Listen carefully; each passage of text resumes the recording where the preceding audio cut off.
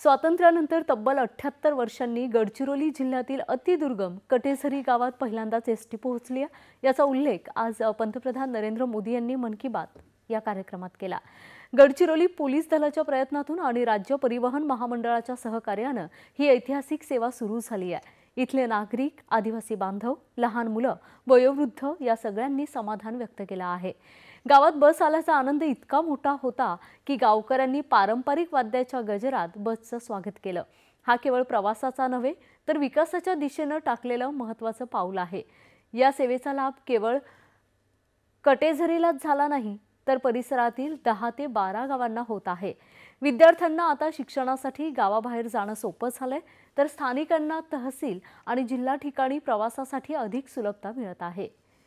77 वर्षानंतर बस सेवा सुरू करण्यात यशस्वी झालोत आणि काही फक्त ही एक बस कटेझरीसाठी नसून इथल्या आजूबाजूच्या 12 ते 14 गावांना याचा फायदा होणार आहे। इथे फक्त ही बस आली नसून या बसमुळे येथील गावकऱ्यांना आरोग्य, शिक्षण, रोजगार याच्या सुविधा मिळणार आहेत। या बसमुळे येथील बदल आणि विकासाची पाळंमुळं रोवली जाणार आहेत। येथील नागरिकांच्या जीवनमानात सुधारणा होणार आहे आणि यामुळे पोलीस आणि जनता यांचे संबंध अधिक वृद्धिंगत होण्यास मदत होणार आहे।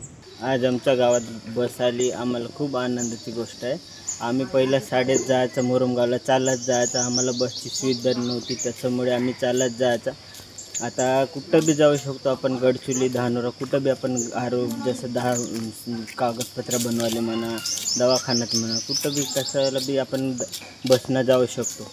मुलांना वगैरे शाळेत म्हणजे याच्या अगोदर शाळेत जात होते, चालत जात होते मुलं, आणि दवाखान्यात वगैरे आजारी वगैरे पडले तर मग गाड्याची सुविधा नव्हती, आता बसची सुविधा झाली।